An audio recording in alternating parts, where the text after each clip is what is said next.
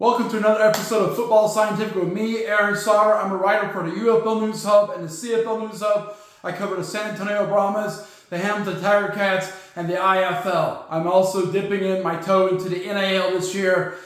Today, on today's show, me and Timmy, my co-host Timmy, the Trash Talking Tiger Shark, we're going to go through my Week 2 picks for the NAL, my NAL Week 2 picks. Hopefully I'll go 3-0 this week. I went 2-2 last week. I'm learning more about the teams each week. I'm hoping to go 3-0, be 5-2 for the season. Next, I'll talk about NFL transactions during free agency here. Several transactions occurred. And then I'll talk about transactions in the UFL during training camp, really about halfway through training camp as teams are ramping up towards their first day of cuts at the end of this week, and then looking to make their final cuts leading into the first week of the season. That season starts March 28th. Okay, I'll have more details about that next week. Timmy, and then to share, let's get to these NAL predictions. Let's get to the NAL predictions. Okay, so last week, like I said, we went 2-2 with our predictions. This week, there are 3 NAL games in Week 2 of the NAL. The first one's going to be played tomorrow night, Friday, March 14th at 8:10 Eastern Time, okay? It's going to feature the Idaho Horsemen, who have not played a game this season, traveling to the Sioux City Bandits, who are 0-1 after losing to the Beaumont Renegades last week, okay? What do I know about these teams? I know that the Idaho Horsemen do not play a lot of defense. I watched several games last year for them. They do not play a lot of defense. They may have fixed that. I have not seen a preseason game for an Idaho Horsemen, but I don't expect them to play a lot of defense. But that's normal for indoor football, honestly. They are a high-scoring team. They run a lot of crossing routes. They are a pass-heavy team. They run a lot of crossing routes. That's where they get their yards and their points, okay? Tons of crossing routes.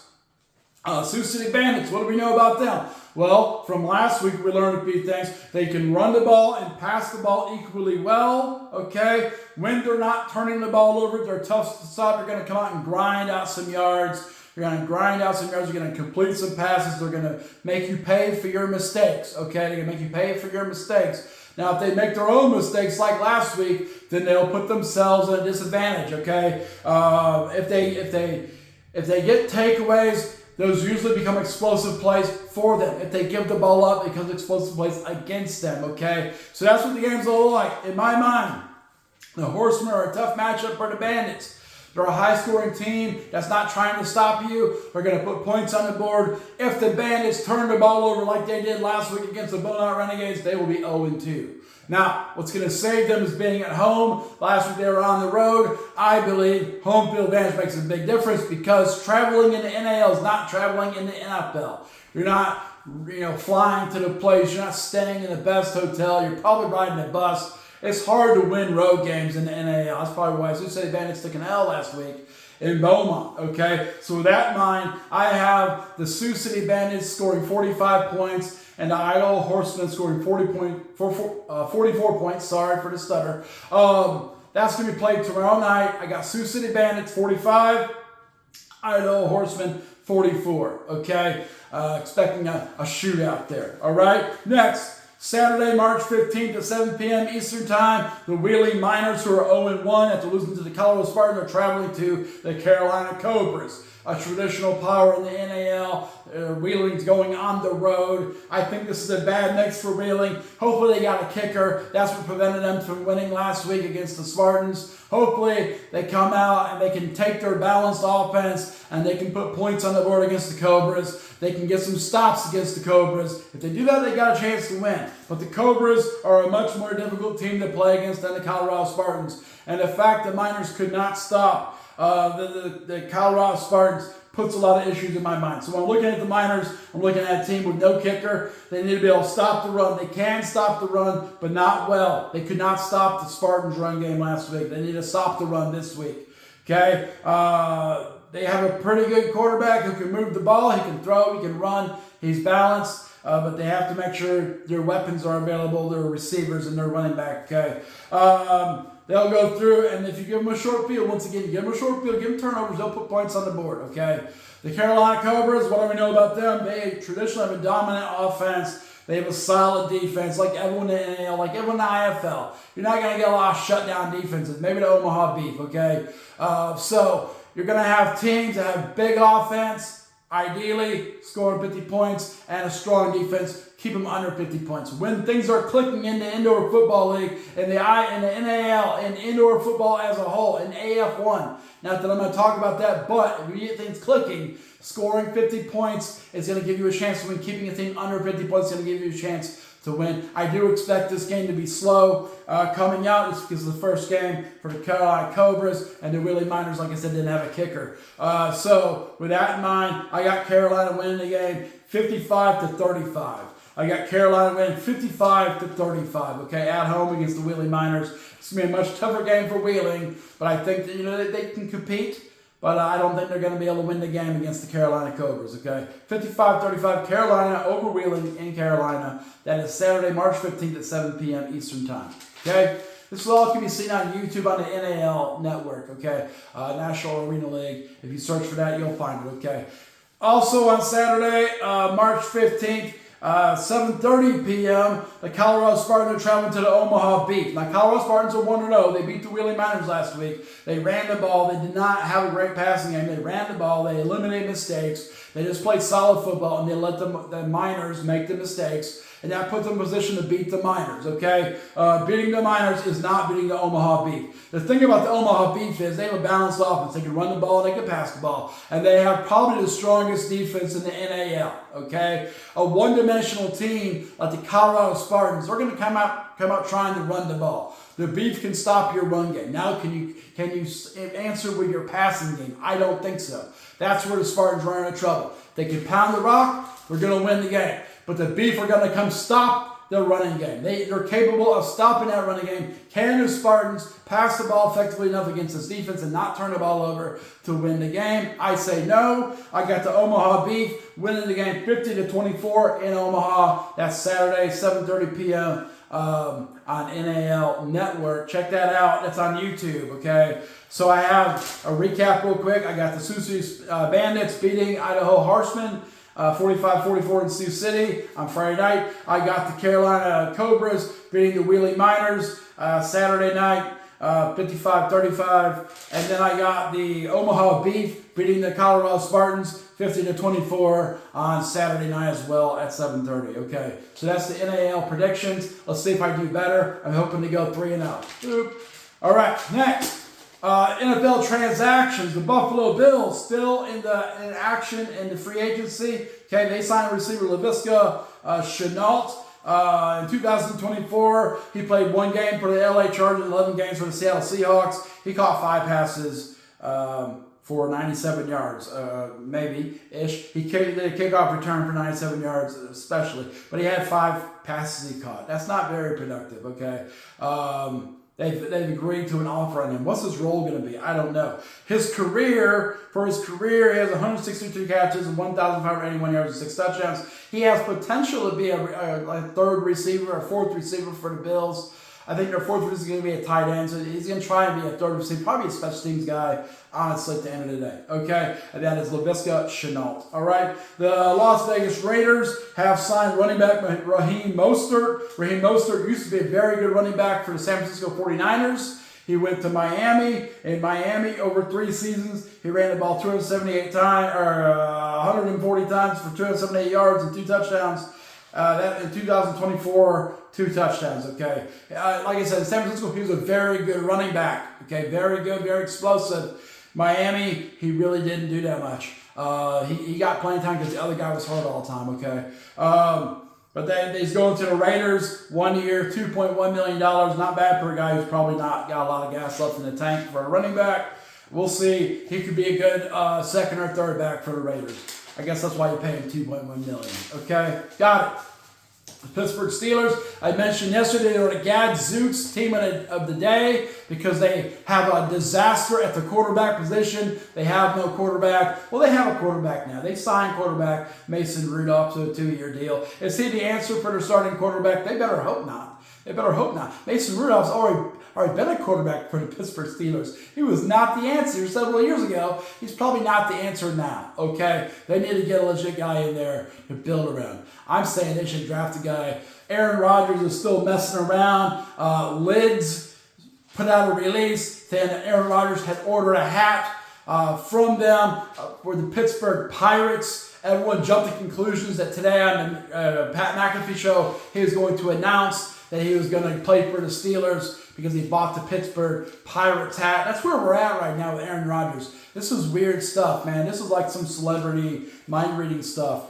If I was the Pittsburgh Steelers, I would not sign Aaron Rodgers for 2 years for $90 million. Like Adam Schefter said yesterday, I would say, I'm going to start over at quarterback. They got Mason Rudolph. You can start over with him. Bring in a couple young guys to play behind him. See how it looks. Build up from there. You may not make the play. You may not be over 500. But the good teams, the really good teams, have a bad year. They have a bad year. The Steelers have never had a bad year under Mike Tomlin. They've never been real bad. They've always been mediocre. And mediocrity breeds more mediocrity. I say the Steelers should take his year, bring a young guy in, take your lumps, build it back up, okay? And then they have a chance to go make another run for a Super Bowl. Right now, they're just swimming in mediocrity, okay? New England Patriots release center David Andrews. That's surprising. He's been a captain for the Patriots really since 2016 to 2023. During that time, he played at 94% of the snaps for them. That's a very active player, 94% of the snaps for them. Last year, he hurt his shoulder and only played in 4 games, so they're dumping him. They're saying, boop, David Andrews, you're old, you're a lineman, you're out, man. We're not paying you more money, which probably is a good business decision. Just not a good feel-good decision about the team, losing your captain like that. Okay? All right. San Francisco 49ers. Big signing here. They signed quarterback Mac Jones. Okay, you know they got Brock Purdy swimming around over there somewhere trying to fish out a huge deal. I would not pay Brock Purdy a huge deal. He was above average with the best weapons in the league, and Kyle Shanahan's offense, which is a very quarterback-friendly offense, I've yet won the Super Bowl, have not played to his max potential, okay? They signed quarterback Mac Jones. He's been with the Patriots, failed. He's been with another team, failed. Has going to the Niners as a backup. I bet you he'll be the starter before too long. They're paying him for 2 years for $7 million. The max deal in that contract is $11.5 million. He's guaranteed $5 million. I think Brock Purdy's going to crash and burn this year. I think Mac Jones will become the starter. I think they're going to be a 500 team. They have the most talent in the league, and they're going to be a 500 team. Let's get ready to fire Kyle Shanahan. That's right. Because he doesn't win Super Bowls. Falcons, 28-3. Ever hear of that? Yeah, he was the offense coordinator for that. What about not knowing the situation for overtime in the last Super Bowl they played against the Chiefs? He just didn't know. It's your job to know, man. That's your job to know, okay? He's got Mac Jones. I think he's going to bet on Mac Jones, and it's going to crash and burn, okay? All right. That's my opinion, okay? 2024, Mac Jones played 10 games. He threw for 4,672 yards, 8 touchdowns, 8 interceptions. He's 50-50 on interceptions and touchdowns. He's going to turn the ball over. I've not seen a lot of good stuff out of Mac Jones other than when he played at Alabama, when he had all the weapons in the league. This is a more similar situation. You have the best offensive weapons, but Brock Purdy is the starter right now, for now. Okay, we'll see what Mac Jones does with Kyle Shanahan's offense. The LA Chargers have re-signed wide receiver Mike Williams. Mike Williams spent the first 7 years of his career with the LA Chargers, not San Diego Chargers, LA Chargers, okay? He went to the New York Jets and Pittsburgh Steelers last year. He caught 21 passes, 39 yards, 1 touchdown. He was trying to strike it big, but he did not. The Jets and the Steelers did not strike it big. So he's going back to LA to play with the Chargers for 1 year for a contract of $6 million, which it's a prove-it year. If he can come out and return to being a very good receiver, he's going to get paid more by the Chargers. If he doesn't, he's going to be a free agent looking for a job again and probably playing for way less money, okay? Minnesota Vikings, they have re-signed a very old safety. His name escapes me. I don't have his name. Boom. They re-signed a safety though, and he got one. So he signed a 1 year, $10.25 million, $14 million for the season. I didn't write his name down. That's sad, isn't it? Okay. Anyway, he's a safety. So, boom. Kansas City Chiefs signed quarterback Gardner Minshew as a backup for a 1 year contract. Chance for Gardner Minshew to get a different perspective on reality. Let's see if he does better there. And we'll go from there. Okay. Minnesota Vikings trade offensive lineman David David Andrew to the Houston Texans for a 2026 sixth-round pick. Fans of the Minnesota Vikings have said they did not like David Andrews. So the Texans won him. That's probably not going to be a good answer for them. But they gave up a sixth-round pick for that. That's one of the picks they got for giving up Laramie Tunsil. So we'll see how that pays off for them. Philadelphia Eagles signed quarterback Adoree Jackson. Washington Commanders re-signed receiver KJ Osborne for 1 year. He's sounded like a special teams player. Not heard a lot about him. Okay. Next, Washington Commanders re-signed cornerback Noah Igbogahi. Okay. There's not a lot of details on that contract. Philadelphia Eagles signed cornerback Isaac Yiadom, 3 years, $9 million. Cornerback Isaac Yiadom, 3 years, $9 million. Okay. Tampa Bay Buccaneers signed cornerback Kendall Vildor. Kendall Vildor for 1 year deal. Okay, got it. Next, New Orleans Saints signed tight end Jack Stoll for 1 year. New England Patriots signed linebacker Clayvon Chason 1 year for $5 million. New York Jets re-signed linebacker Jamin Davis for 1 year. The New York Jets signed tight end Stone Smart. For Steve Smart for 1 year. Let's see. LA Chargers signed defensive lineman Deshaun Hand for 1 year, $3.35 million. The Miami Dolphins signed running back Alexander Madison. The Miami Dolphins signed linebacker KJ Britt for 1 year. Miami Dolphins re-signed offensive lineman Liam Eichenberg for 1 year. Next, Buffalo Bills. They have signed wide receiver Laviska Shenault. I mentioned that already. Tennessee Titans signed quarterback Brandon Allen for 1 year. Let's see. Tampa Bay Buccaneers signed linebacker Anthony Walker for 1 year. Pittsburgh Steelers re-signed receiver Ben Skorenek for a short time. They have not said how. Probably 1 year.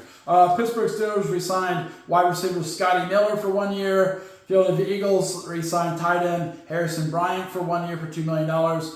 New Orleans Saints signed center Will Clapp. Okay, Washington Redskins re-signed offensive lineman Michael Dieter. Washington Commanders also re-signed defensive line Sheldon Day. Little known fact, I coached at Warren Central in Indianapolis for a short time. Sheldon Day went to Warren Central. He went there for Notre Dame. We helped run his camp a few times, the day and night camp. Okay, so Sheldon Day, Washington Commanders, 1 year deal. That's a proven deal for him. If you can come out and make some plays, he can get a longer contract there. They need a defensive lineman. Okay, LA Chargers signed defensive lineman Naquan Jones, 1 year deal. Okay, the Atlanta Falcons re-signed offensive tackle Brandon Parker, and they re-signed offensive tackle Storm Norton. So they're investing in their offensive line. That's good for Michael Penix Jr. He may have a chance to survive the season. Or Kirk Cousins. No, it's Michael Penix Jr. Okay, Detroit Lions re-signed linebacker Trevor Nowaski. The New York Giants signed offensive lineman Aaron Stimmy, 1 year deal. Okay, good. All right. The only one I really messed up with that safety for the Minnesota Vikings. He's an older safety.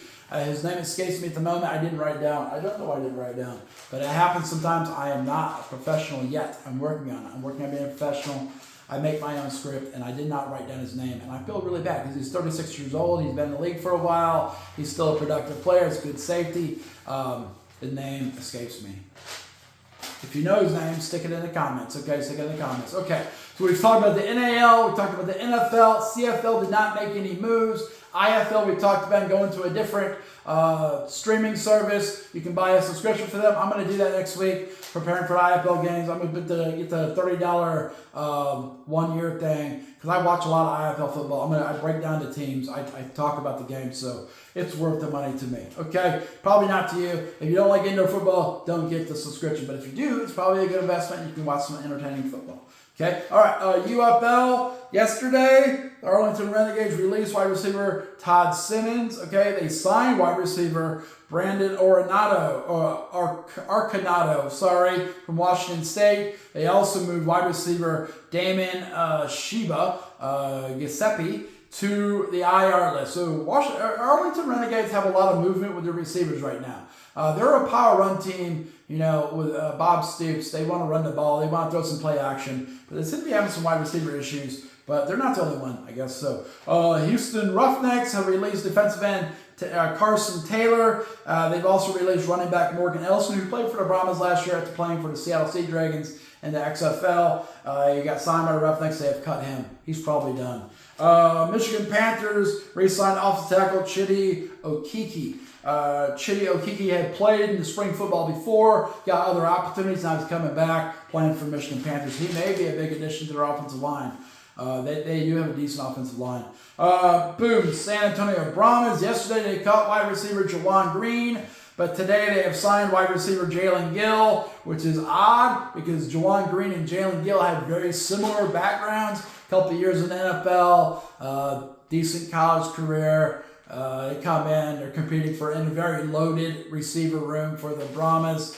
I guess Gill, I don't know what he provides, but we'll find out. I guess maybe he'll be cut at the end of the week. Maybe he's just there to fill the roster spot. That happens sometimes. He played for the NFL, LA Chargers in the NFL in 2024. He was on his practice squad. He's played at Ohio State, Fresno State, Boston College, most recently Fresno State, where he played 13 games, had 50 catches, 525 yards, and 6 touchdowns, and he showed some potential as a kick returner and a punt returner.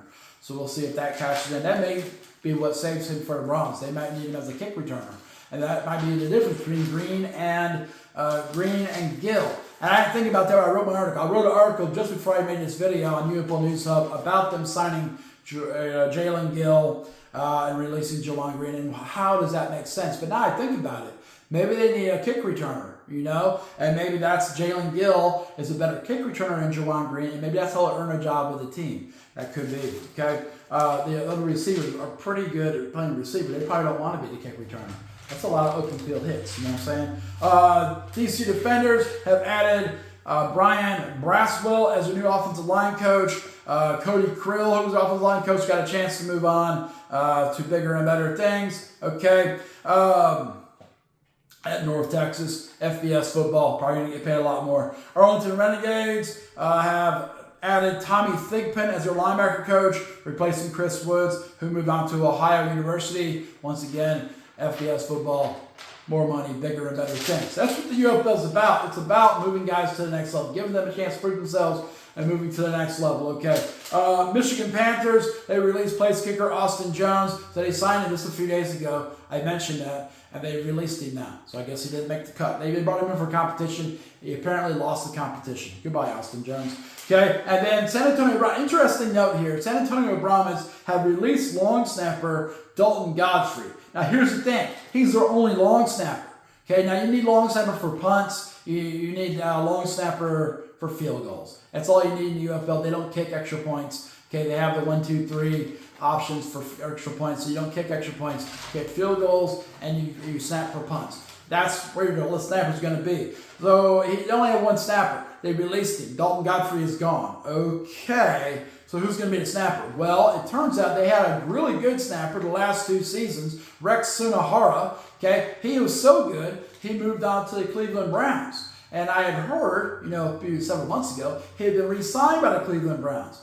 But this could be a rumble. Maybe they dropped Dalton Godfrey knowing that Rex Sunahara is going to be released by the Cleveland Browns, and they're going to pick him back up and return to the chemistry they have with Brad Wing, their punter. Brad Wing and Rex Sunahara have worked together a lot, okay? And then also with the Donald De La Haye. They worked together last year. It would be beneficial to bring back Rex Sunahara. The only reason he would not come back is he's still with Cleveland, okay? So when I see Dalton Godfrey go down, it tells me they got something else cooking at long snapper, okay? But we'll see. Sometimes they just make weird decisions, and there's no good explanation for it, okay? Boom, got it. So just a reminder, NAL games are tomorrow. That's not usually a very popular topic here. NAL needs some exposure to. It's fun football. Not as fun as the IFL, but still fun football, okay? If you remember my Retro Bowl scale, I only want to play Retro Bowl 40% of the time when those games are on. The other 60% I enjoy watching the game, okay? So that's tomorrow, and we got 3 games. One tomorrow night.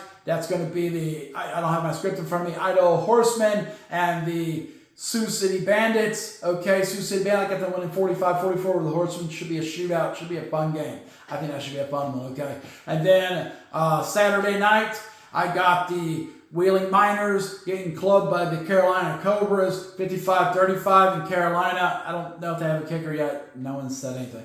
And then I didn't look at their transactions page either. I've had NFL transactions look at. So I've had bigger things to look at. Sorry, NAL. And then on Saturday night as well, you have the Colorado Spartans going to the Omaha Beef. I don't suspect that's going to be the most competitive game. I say 50-24 Omaha Beef, because I think the Colorado Spartans are a one-dimensional team, and the Beef have a strong enough defense to stop that one dimension. I don't have a Gadzooks team of the day because no one's made any horrifically bad moves today, like the Steelers did yesterday, or the Colts did by signing Daniel Jones. Rest in peace, Daniel Jones. I hope he survives the season. But other than that, this was an episode of Football Scientific. Thanks for joining me. If you join me, I forget that safety's name. I feel sad about that. I should go look that up sometime, but I'm not going to. I'm going to go to bed instead. So it's late. So I'll talk to you again tomorrow on Football Scientific, probably earlier. I don't know. I don't know what I'm going to talk about yet. So that's the fun part of making the videos. I don't know what I'm going to talk about. I do some research throughout I get home from work and I figure it out, and then I put together what I think is a fun video. I hope you're having a fun time too. I'm keeping an eye on Aaron Rodgers and Russell Wilson. Once that is released, what teams they're going to, one or both, I'm going to do a Football Scientific night vision on that, a special short on that, and talk about that specifically in a night vision short. Okay, but thanks for joining us. Remember, if you like the video, subscribe to the channel and like the video. And if you not like the video, you'd rather read some articles from me, check out UFL News Hub and CFL News Hub and my Substack. It's all available. Hope you have a great night.